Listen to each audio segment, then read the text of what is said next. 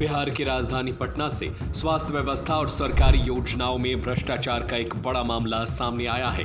राज्य के प्रतिष्ठित अस्पताल Indira Gandhi institute of medical sciences यानी IGIMS में आयुष्मान भारत योजना के तहत करीब 45 लाख रुपए के फंड गबन का खुलासा हुआ है। इस सनसनीखेज घोटाले ने अस्पताल प्रशासन से लेकर स्वास्थ्य विभाग तक हड़कंप मचा दिया।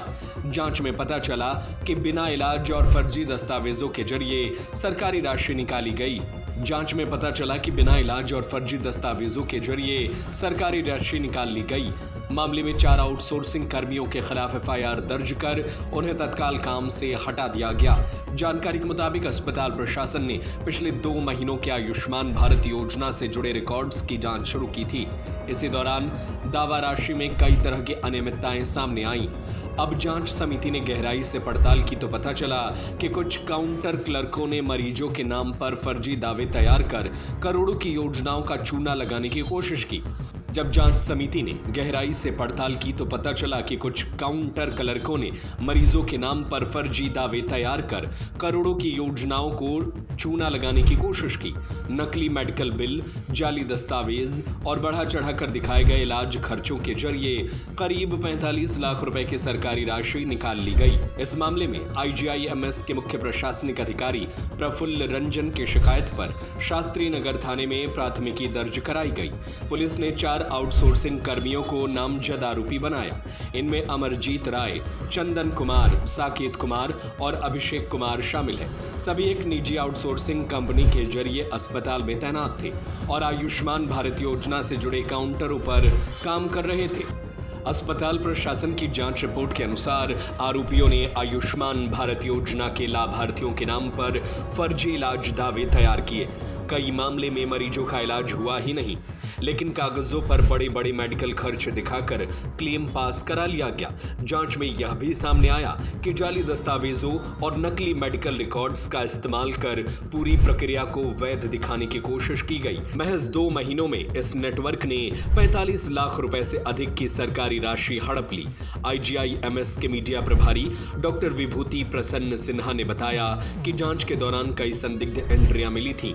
इसके बाद विशेष समिति गठित की गई जिसने पूरे मामले का खुलासा किया। उन्होंने कहा कि धोखाधड़ी को अंजाम देने के लिए रिकॉर्ड्स में हेरफेर की गई और दावा राशि को बढ़ा चढ़ाकर दिखाया गया। नकली बिलों के जरिए सरकारी फंड निकालने का ये सुनियोजित प्रयास था।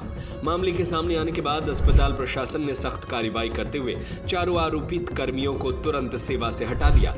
वहीं संबंधित निजी आउटसोर्सिंग कंपनी ने भी अपनी जिम्मेदारी स्वीकार करते हुए गबन की पूरी राशि IGIMS के खाते में वापस जमा करा दी।